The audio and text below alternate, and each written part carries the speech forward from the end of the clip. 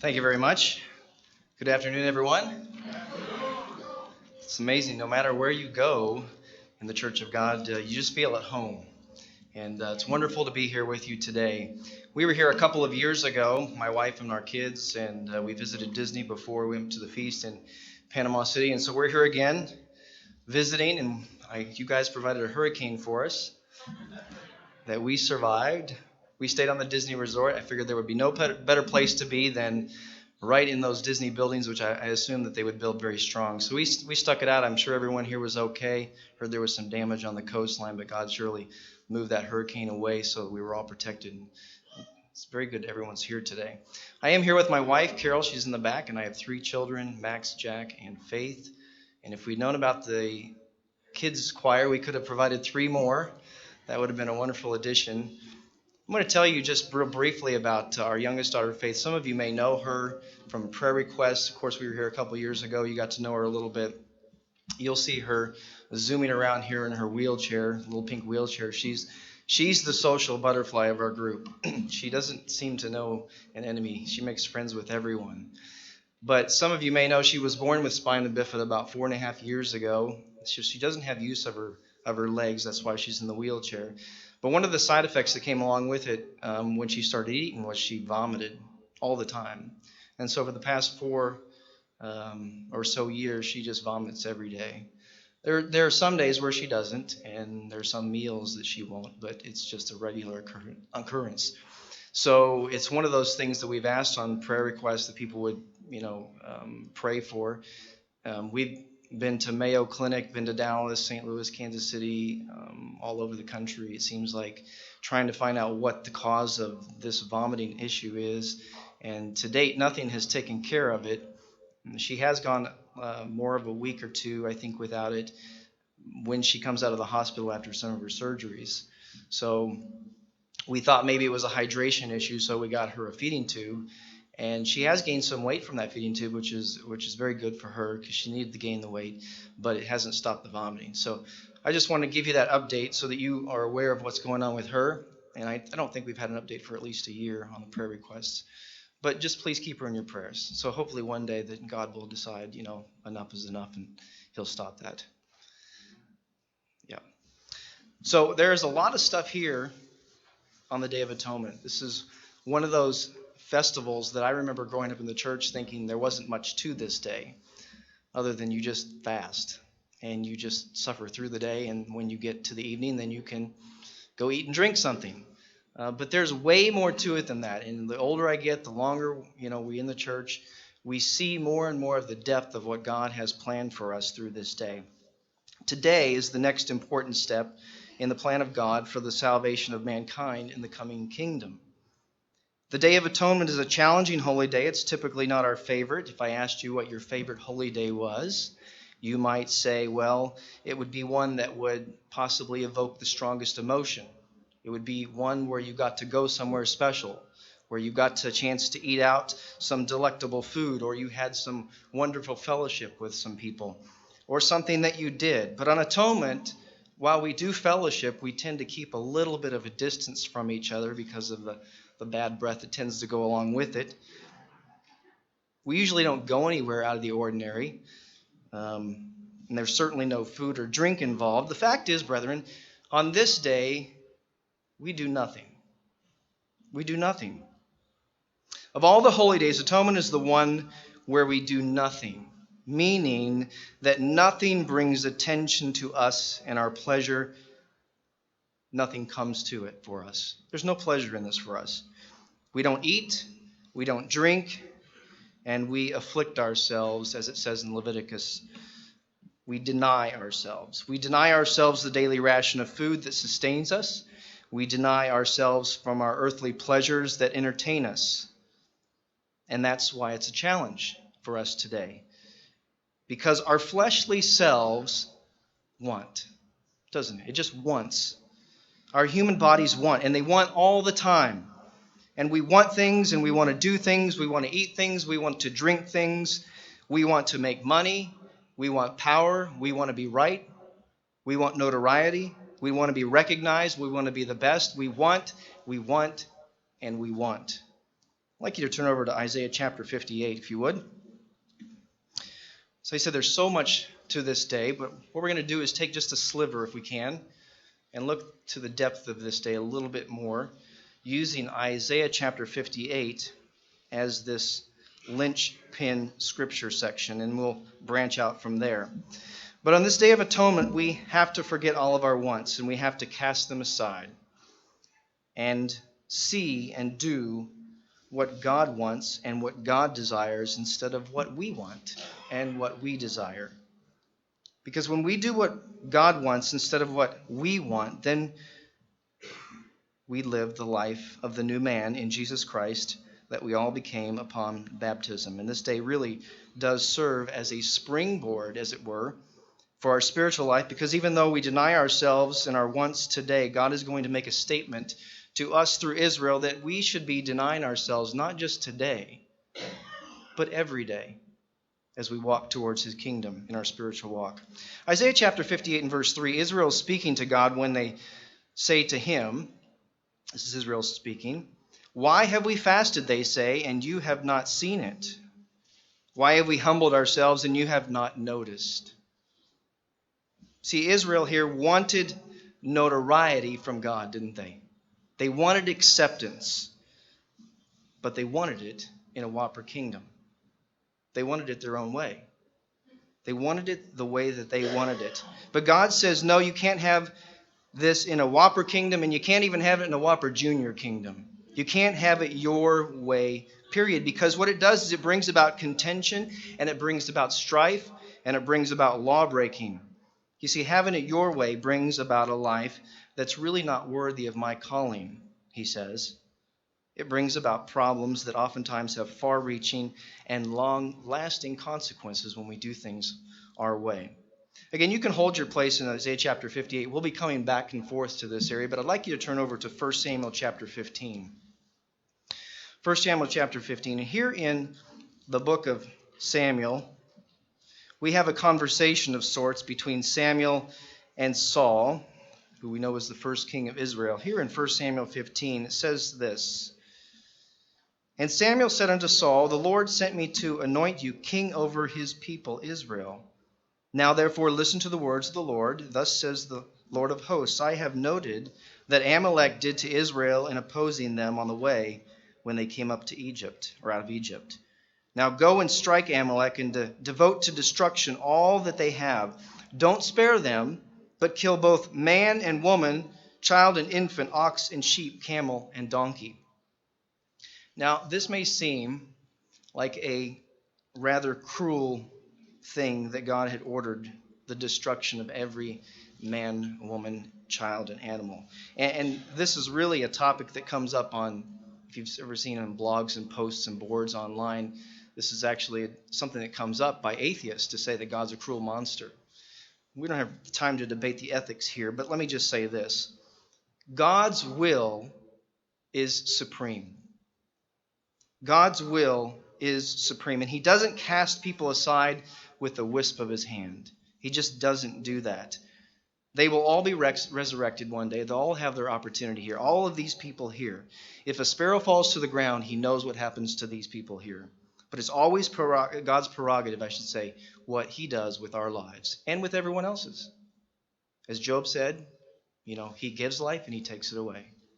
But blessed be the name of the Lord. But notice what Saul says here, or where it says God gave instruction to Saul.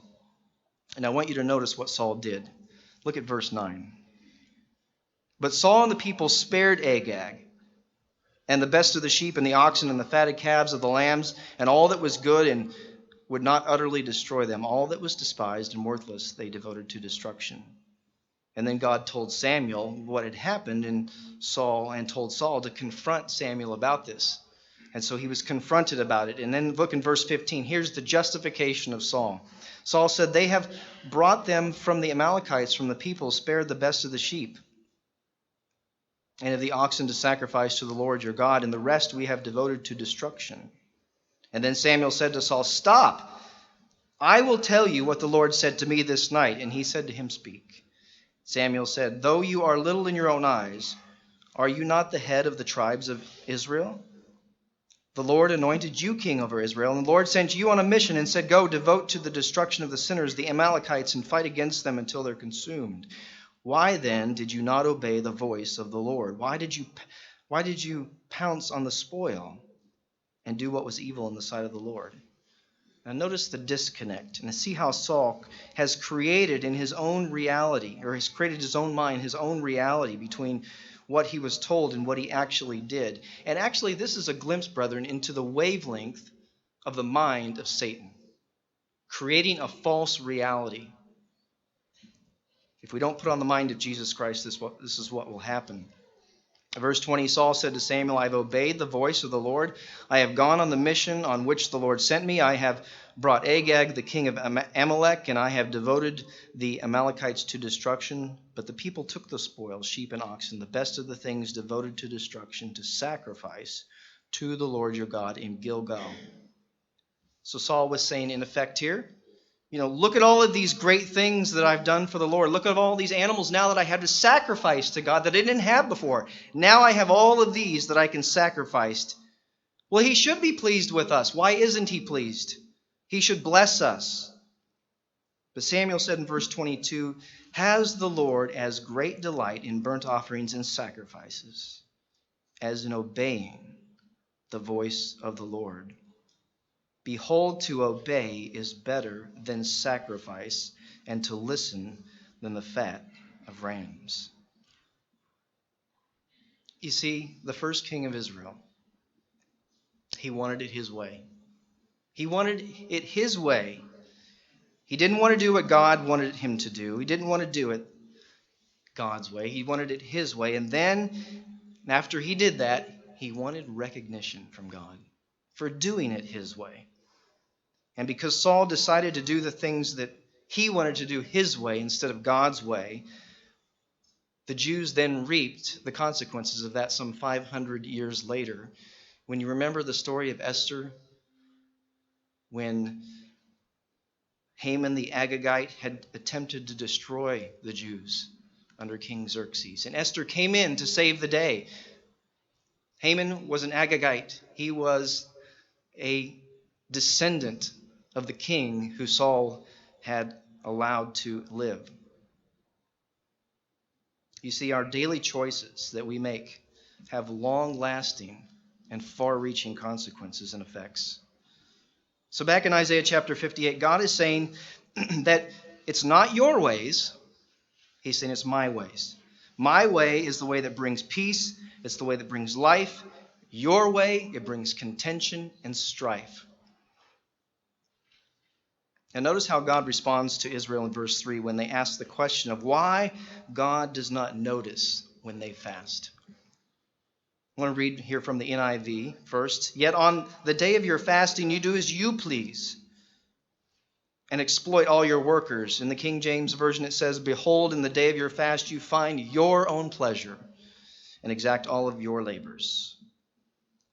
God calls the fast day their own because they weren't fasting out of a desire to be close to God. They weren't fasting out of desire to cast off this self-seeking, self-serving attitude and actions. They were using God really as a type of an idol to pay tribute so that they could get everything that they wanted. Fasting really just for a ritual, to put on a show, just for God. Have you ever known someone who just kind of goes through the motions of doing a job, but doesn't really put the effort and the time or the work that a good job needs into it? They're just kind of,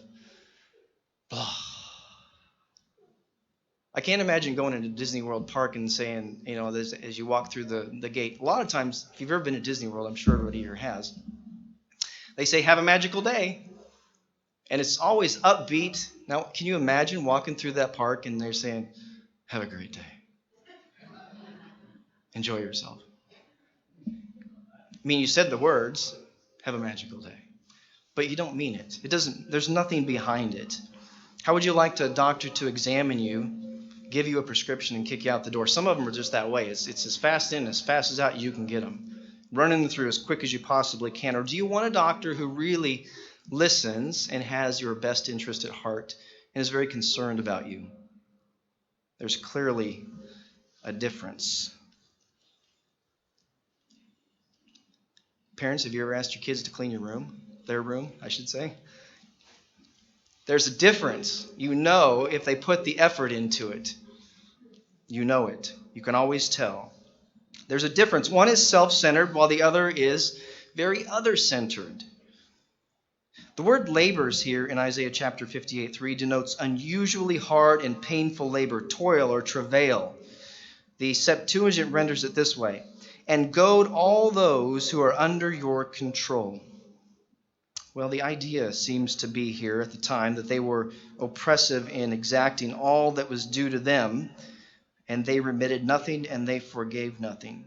How odd it is during a time of fasting that they would be going out exacting labors, getting people to pay what was owed to them on this fast day. I think that's a strikingly odd thing to do on this fast day. Maybe they felt there was nothing else for them to do that day, and there really shouldn't have been. It was a day to do nothing, but they decided to fill up their time with filling their coffers full of money by oppressing those who were already being oppressed by them. They want, and they want, and they want. Notice then in verse 4 the outcome of this insatiable cupidity. Verse 4, your fasting ends in quarreling and strife and in striking each other with wicked fists. You cannot fast as you do today and expect your voice to be heard on high. And this was the outcome of their fast. He goes on to say, is this the kind of fast that I have chosen? God is saying. Only a day for a people to humble themselves? Is it only for bowing one's head like a reed and for lying in the sackcloth and ashes? Is that what you call a fast? A day acceptable to the Lord?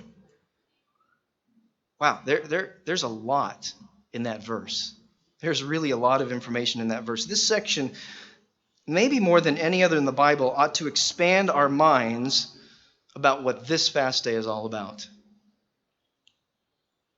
Is fasting about humility and lowliness of mind and affliction, brethren? Yes. Yes, it is. But if all you do today is put your time in on this fast, and that's it, then you will get nothing out of this day.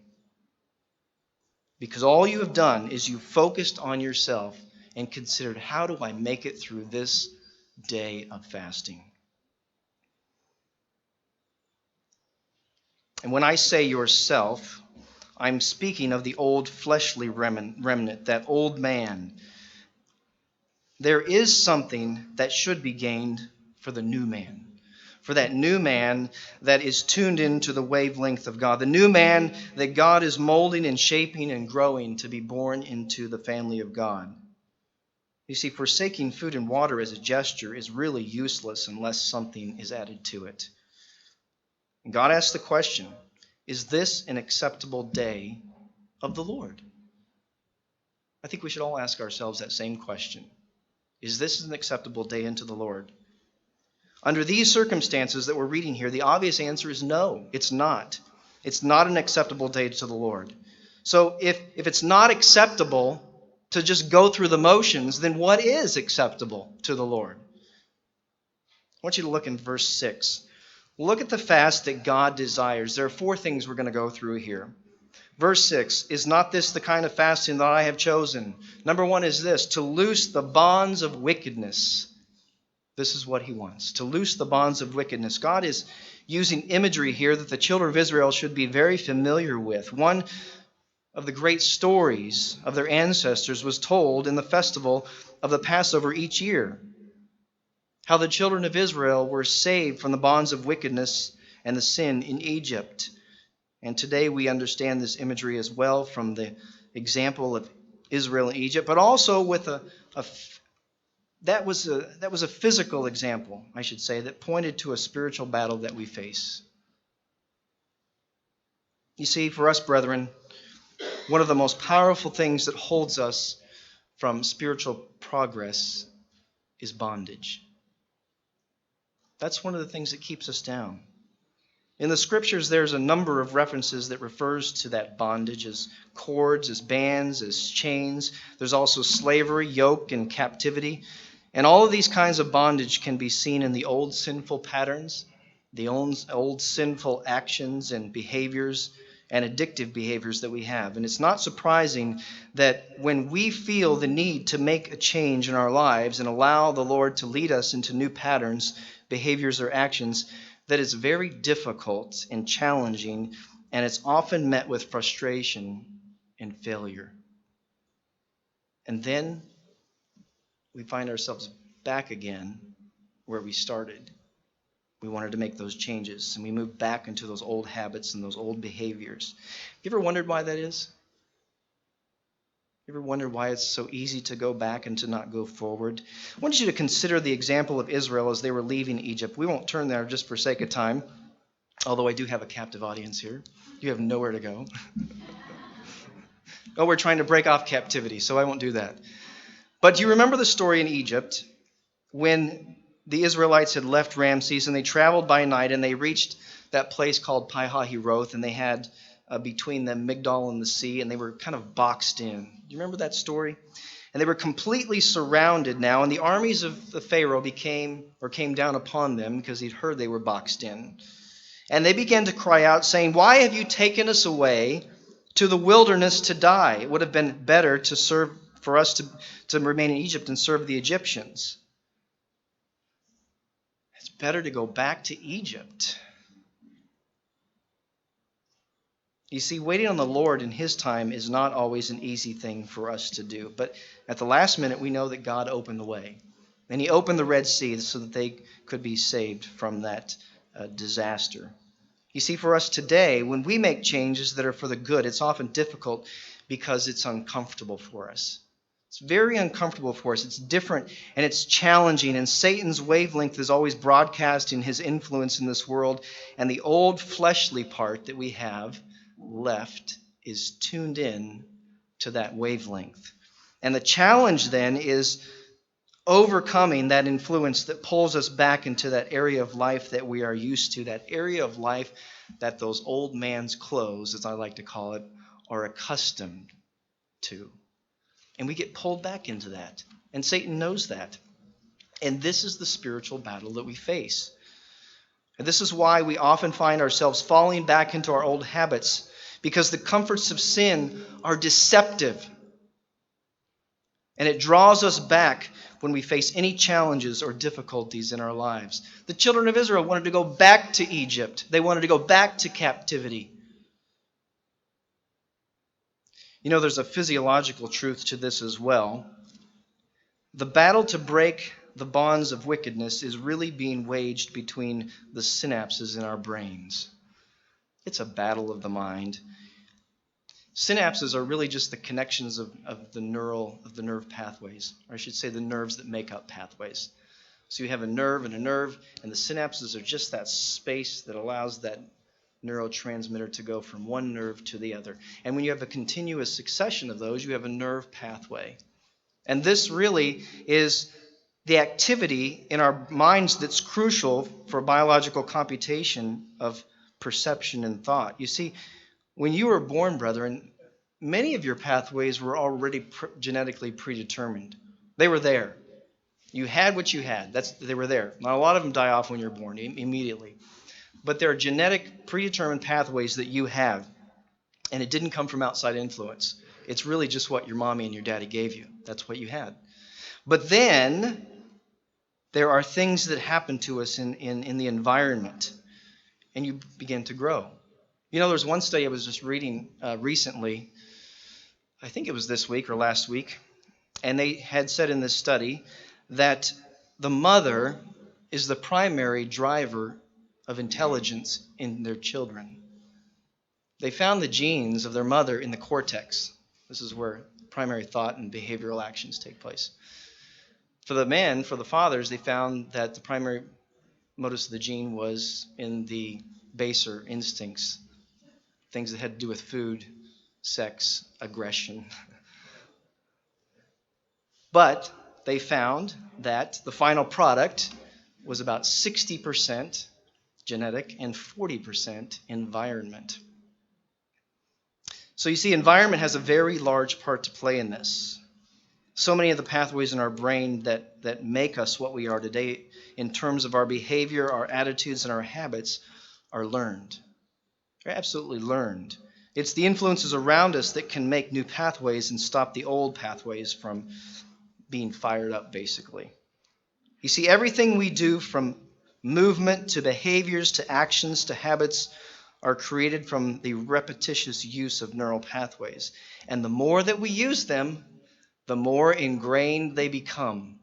And the more worn they are, the deeper that path and the deeper that rut gets, and the easier it is to activate and to use them.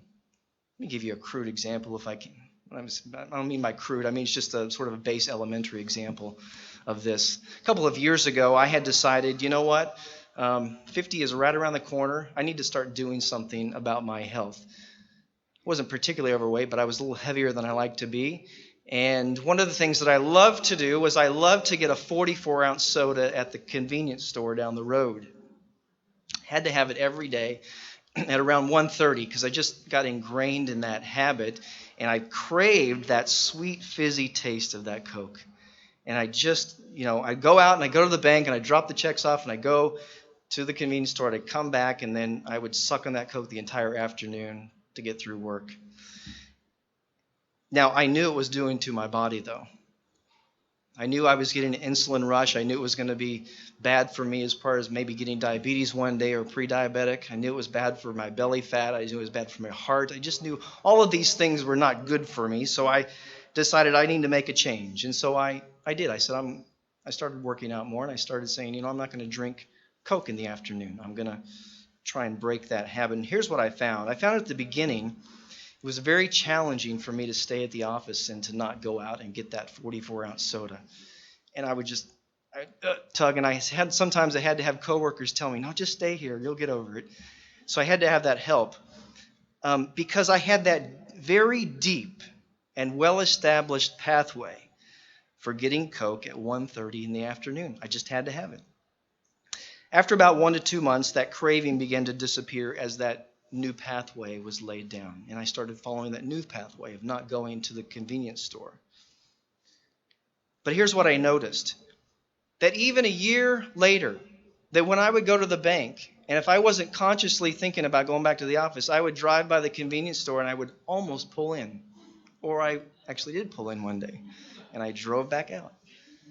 And it was almost an instinct that it just happened that way. That old pattern was still there, and it was still active. But I had to make sure I had the new pattern that would suppress the old one. Until I had created another pathway for the bank and for home that was deeply rooted, that was deeply engraved, I couldn't break that old one. You see, the old pathways are still there, folks. Motor pathways simply don't go away. You haven't ridden a bike for 40 years. You could jump on a bike and ride it again. That old pathway is still there. You see, you have to write a new one to use instead of the old one. Research suggests that it takes about 66 days to overcome old habits. But the way that they are overcome is to create new ones in order to replace the old ones. Because the brain, it loves stimulation. And if the brain is stimulated by a new route, it will crave, if it's not stimulated by the new route, it's going to crave the old ones. That's what will happen. And Satan knows this. He knows it, and he uses it against us to do the things that we don't want to do. Paul talked about that. The Apostle Paul didn't just say to overcome evil, he said to overcome evil with good. And fasting is a tool that God has given us to break the bonds of wickedness that strangle us, because it removes the shackling to sinful behaviors and can absolutely guarantee liberty. So if you're addicted to bad behavior or, such as ungodly anger, I'm sure everybody has, I take that back. I'm sure there's somebody that has a problem with anger out of all this room. At some point in your life. Or if it's foul speech, or if it's rudeness, or if it's unkindness, or if it's sloth or gluttony, or even drugs or adultery or pornography.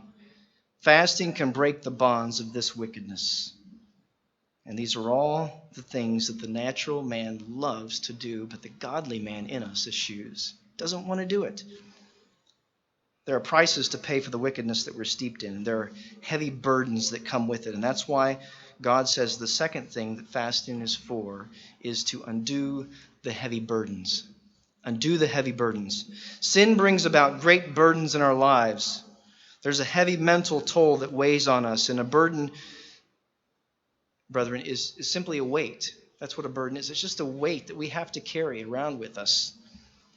And while you and I may be able to carry a weight around for a period of time, we cannot carry a heavy weight before too long, before it just breaks us down and it takes its toll on us. Look at Psalm chapter 38, if you would. This is a psalm that David had written. Psalm chapter 38, David here gives I think a really good description of how the burden of sin can affect us all. Psalm chapter 38, and let's look at verse 1. A psalm of David to bring to remembrance.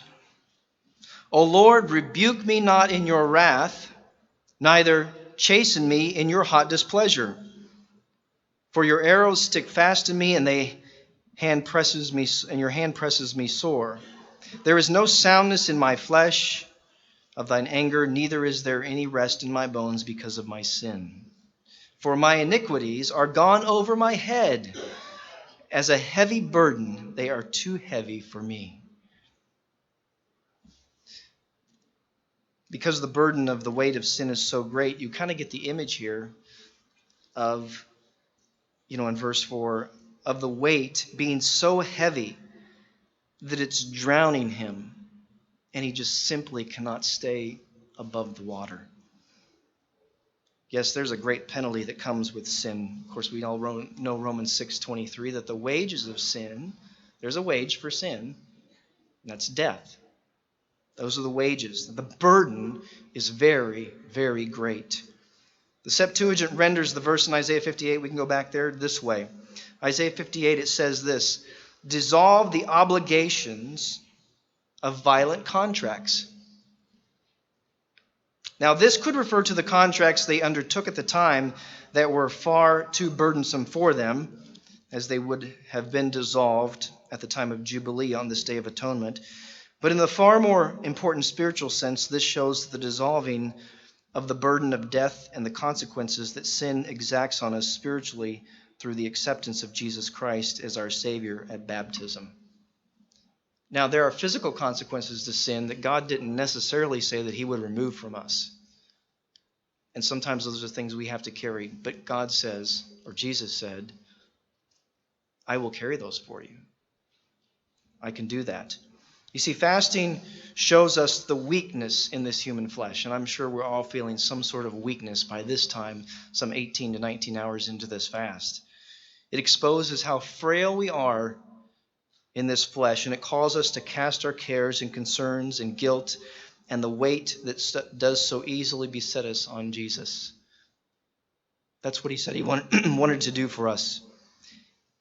He bore our infirmities and weaknesses to the death of the cross. Look over in Matthew chapter 11. Matthew chapter 11. Jesus is calling on us to give up the burden that weighs us down, and he says to cast it upon him. Matthew chapter 11 and verse 28. You see, frankly, this is the way out that thankfully Jesus provided for us. Matthew 11:28. Come unto me, all you that labor and are heavy laden, I will give you rest. Take my yoke upon you and learn of me, for I am meek and lowly in heart, and you shall find rest unto your souls. For my yoke is easy and my burden is light. You see, the guilt of sin is a great thing to bear.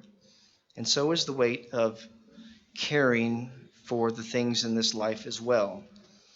And it might be the burden of caring for someone who can't care for themselves. Maybe you have a relative or a friend, someone that is elderly, someone that is sick, someone that's a relative that you care for that cannot care for themselves. It might be caring for the needs of a widow or a widower.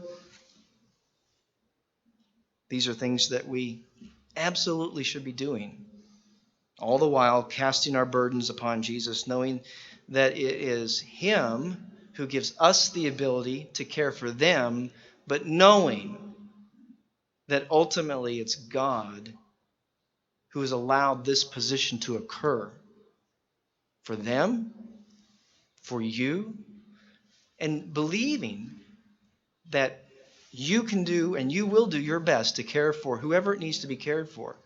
But ultimately, it's in God's hands, whether that person lives or dies or thrives or flourishes or doesn't.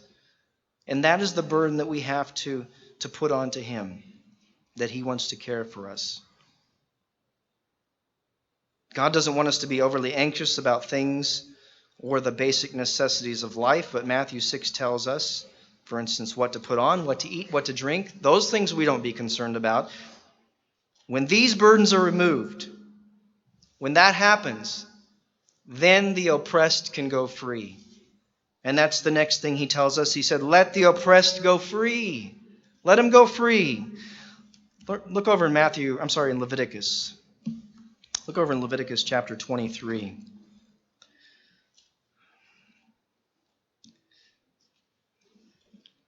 The Day of Atonement is the time of Jubilee. It's the year of release. It was a time, if Israel actually followed it, we have no evidence they actually followed the Jubilee year, but it would release all peoples from their debts, and land lost would go back to their families. Look in Leviticus chapter 23 and verse 9. Then shall you cause the trumpet of the Jubilee to sound on the 10th day of the 7th month. In the Day of Atonement shall you make the trumpet sound throughout all of your land. And you shall hallow the 50th year and proclaim liberty throughout all the land unto all the inhabitants thereof. And it shall be a jubilee unto you, and you shall return every man unto his possession, and you shall return every man unto his family. Referring to indentured servants. Jubilee, fasting, and atonement was a reminder to the children of Israel not to oppress others the way that sin oppresses us. Yet when you consider the history of Israel, what was it like? It really was oppression. It was oppressing the poor. It was oppressing the widows. It was not returning the land. It was not granting liberty. Zechariah also mentions this in Zechariah chapter 7. But they had failed to learn the atonement lesson of letting the oppressed go free. They didn't do that. Hence we see what we see here in Isaiah chapter 58. Another way that they and we too today can be oppressive is to be unmerciful. Unmerciful and unforgiving. In fact, mercy is one of the major themes of atonement. One of the major themes of atonement. Turn over to Exodus. Let's turn over to Exodus chapter 32.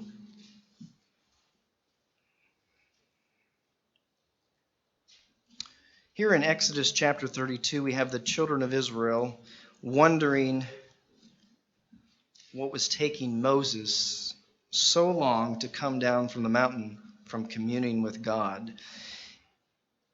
And God had just written the 10 Commandments on the tablets, and now the children of Israel thought that, well, maybe he died, maybe he left. They didn't know what had come of him. So they got together, and they decided to have Aaron fashion them a golden calf. And we see them falling back into that old pathway of sin again, back into that usual way, that which they were accustomed to and were so comfortable with. And so they fashioned a golden calf, and they had a naked orgy in their worshiping this golden idol, debauchery. And God's wrath became very hot as if to destroy them. But instead he sent Moses down to deal with them. And of course we know the story of how he broke the tablets in anger, and he melted the golden calf down, and he put it in the water, and he made them drink the bitter water. And then he called the people to choose sides. Pick the Lord's side, or you can pick your own side. And of those that chose their own side, they were killed by the sword. And those who were left, notice what Moses says in Exodus chapter 32 and verse 29. For Moses had said, consecrate yourselves today to the Lord, every man upon his son and upon his brother, that he may bestow upon you a blessing this day. And it shall come to pass on the morrow that Moses said unto the people, you have sinned a great sin, and now I will go up unto the Lord. Peradventure I shall make an atonement for your sin. Because of what they did, Moses said he was going up to make atonement for their sin. And in Exodus chapter 34, just a couple of chapters over, we see Moses again on the mountain. And Moses is again with God receiving the new copy of the Ten Commandments. And notice in verse 5, and the Lord descended in the cloud and stood with him there and proclaimed the name of the Lord. And the Lord passed by before him and proclaimed the Lord God, merciful and gracious, long-suffering, and abundant in goodness and truth. He didn't destroy him because he was so gracious, as he said he was going to be to his people.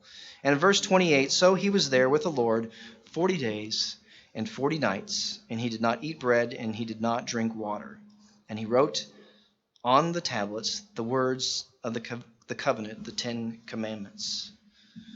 And so this, I believe, was on atonement, that the second set of the commandments were given to him, and the end of the 40 days of fasting was on the Day of Atonement. And this 40-day period that Moses fasted corresponds to the Hebrew calendar of Elul 1 through Tishri 10. That's the 40-day period of what the Jews today call Teshuvah. It is a time of repentance. It is a time of turning back to God, the way they look at it, which I think is absolutely correct. And it corresponds to the time that the children of Israel were supposed to be repenting of the sin that they had committed before. And then the last 10 days, from Tishri 1 to 10, is called the Yamin Noraim, which is the awesome days or the days of awe. And you may have seen Mr. Kubik had written something up on this recently. But this was a time of deep introspection, of looking at their sins that they had committed and saying, what can I do differently? How do I change? So these last 10 days, we are within the days of awe. This is the last day of the days of awe on this Day of Atonement. This deep time of looking back and saying, what can I do differently for next year so that our names can continue to be inscribed in the book of life?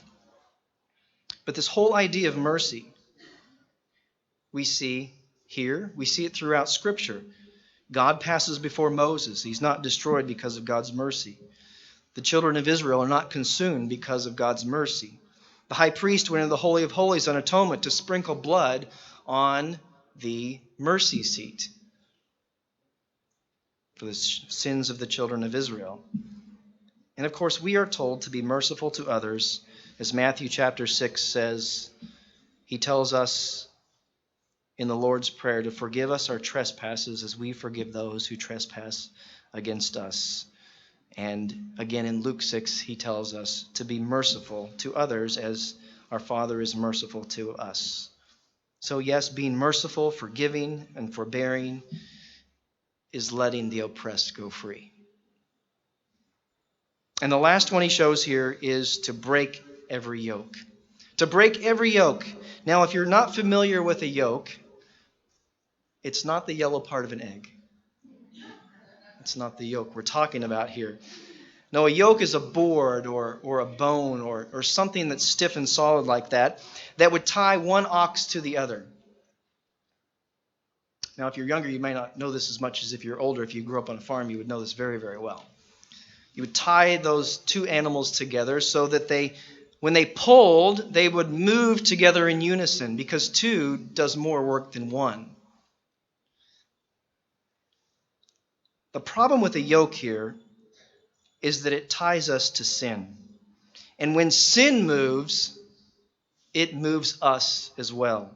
It makes us act, and we move with it. It also almost makes it impossible to resist its tug, and Satan then can control the yoke to move us wherever he wants at his will. And that's what happened with the yoke when they tied the oxen together. If you moved one, you moved the other. You moved one, you moved the other. You keep them going wherever you want them to go. I want you to notice what fasting does for the body physically by breaking down the yoke in the body. It breaks down the old, it loosens the bonds, and breaks the physical yoke on the body. I want to read something from the Telegraph newspaper here. This is from June 2014, written by Sarah Napton. And I'll read just a portion of this. She writes this: fasting for as little as 3 days can regenerate the entire immune system. Even in the elderly, scientists have found in a breakthrough described as remarkable.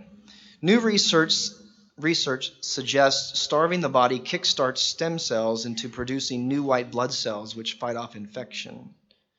Scientists at the University of Southern California say the discovery could be particularly beneficial for people suffering from damaged immune systems, such as cancer patients on chemotherapy. It could also help the elderly whose immune system becomes less effective as they age, making it harder for them to fight off even common diseases. The researchers say fasting flips a regenerative switch, which prompts stem cells to create brand new white blood cells, essentially regenerating the entire immune system. It gives the okay for stem cells to go ahead and begin proliferating and rebuild the entire system, says Professor Walter Lengo, professor of gerontology and biological sciences at the University of California. And the good news is that the body got rid of the parts of the system that might be damaged or old, the inefficient parts during the fasting. Now, if you start with a system heavily damaged by chemotherapy or aging, fasting cycles can generate literally a new immune system. Prolonged fasting forces the body to use stores of glucose and fat, but also breaks down a significant portion of white blood cells. During each cycle of fasting, this depletion of white blood cells induces changes that trigger stem cell-based regeneration of new immune system cells. In trials, humans were asked to regularly fast for between 2 and 4 days over a 6-month period. Scientists found that prolonged fasting also reduces the enzyme pKa, which is linked to aging, and a hormone which increases cancer risk and tumor growth. We could not predict that prolonged fasting would have such a remarkable effect in promoting stem cell-based regeneration of the homeopoietic system. When you starve, the system tries to save energy, and one of the things it can do to save energy is to recycle a lot of the immune cells that are not needed, especially those that may be damaged. This is a remarkable thing. You may have seen this a couple of years ago. They also found the same thing in people with multiple sclerosis, which is an autoimmune disorder, that it resets the immune system and helps them tremendously. So from a physical perspective, fasting renews the body. As parts of the body die, newness arises and gives life and protection from the ravages of the environment. It breaks the physical yoke of what's keeping the body from being healthy. Spiritually, fasting will do the same thing. It can root out the pride, the anger, the self-importance, and anything that is yoking us to sin. And the yoke is broken when we seek God in it and take his yoke upon us. As we unyoke to sin and yoke up to Jesus, then we let him lead us, and we let him move us, and we let him pull us, and we move wherever he wants us to move. And it's not a burden. He says his burden is light. His yoke is easy. And that is because his commandments bring about life-changing realities for us. All of these ideas are life-changing, brethren. And God is saying, listen,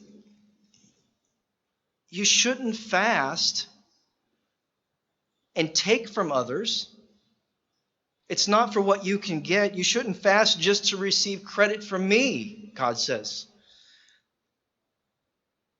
This fast is to produce something. There's a reason for it beyond the fact that God says to do it. There's something very deep and profound that we need to learn from this day as we fast.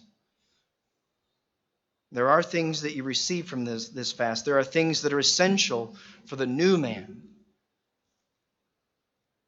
It's the removal of the ideas and the attitudes and the habits so that they don't easily beset us and they don't drag us down, so that we can get on to do something greater in the work of God.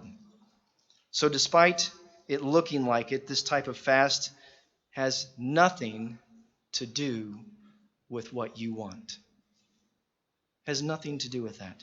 It has everything to do then with what we can do for others by following these instructions, and what we can do for others by removing the hindrances from us so that we can then extend God's mercy and his kindness and all of those wonderful attributes that he bestows upon us to bestow upon others as well. So stop focusing on how hungry you are and start thinking about all the other people in the world who go without food every day. And there are millions of them.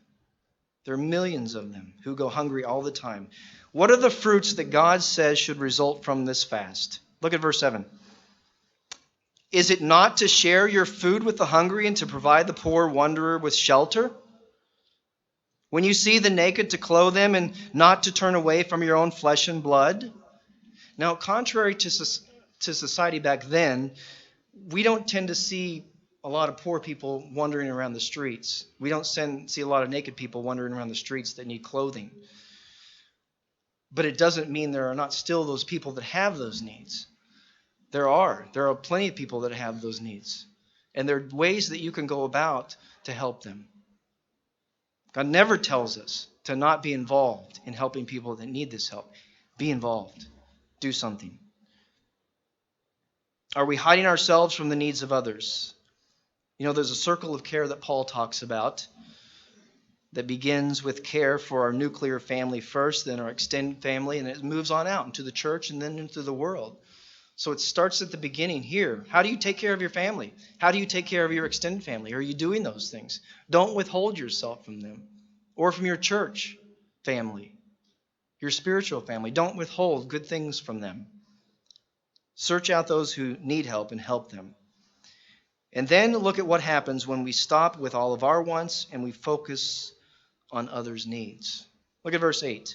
Then your light will break forth like the dawn, and your healing will quickly appear. Then your righteousness will go before you, and the glory of the Lord will be your rear guard. Then you will call, and the Lord will answer. You will cry for help, and he will say, Here am I. If you do away with the yoke of oppression and the pointing finger and malicious talk, and if you spend yourselves in behalf of the hungry and satisfy the needs of the oppressed, then your light will rise in the darkness, and your night will be like the noonday. The Lord will guide you always. He will satisfy your needs in a sun-scorched land and will strengthen your frame. And you will be like a well-watered garden, like a spring that whose waters never fail. Notice that he will satisfy your needs. You see, brethren, the great paradox in life is that if you give yourself away, you'll never lack for anything. See, the next step in the Holy Day plan is the Feast of Tabernacles. It's the 1,000-year millennial reign of Christ that will bring peace, it'll bring joy, it'll bring abundance to the people of the earth. But this peace and this joy and this abundance just doesn't happen through fiat. It just doesn't occur out of nothing. There's a reason. It doesn't even come from Christ's presence alone. It comes from overcoming evil with good. It comes from binding Satan. The day that this pictures, the binding of Satan. Binding Satan in this world, binding Satan in our lives, and replacing him with the rule of Christ. As we do today, if you're baptized, and as we look forward to in the kingdom of tomorrow.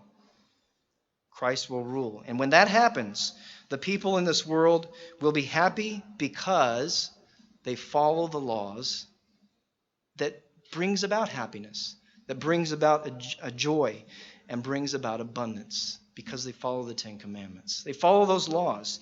And the natural outcome of following those laws are these things: to loosen the bands of wickedness, to undo the heavy burdens, to let the oppressed go free, and to break every yoke.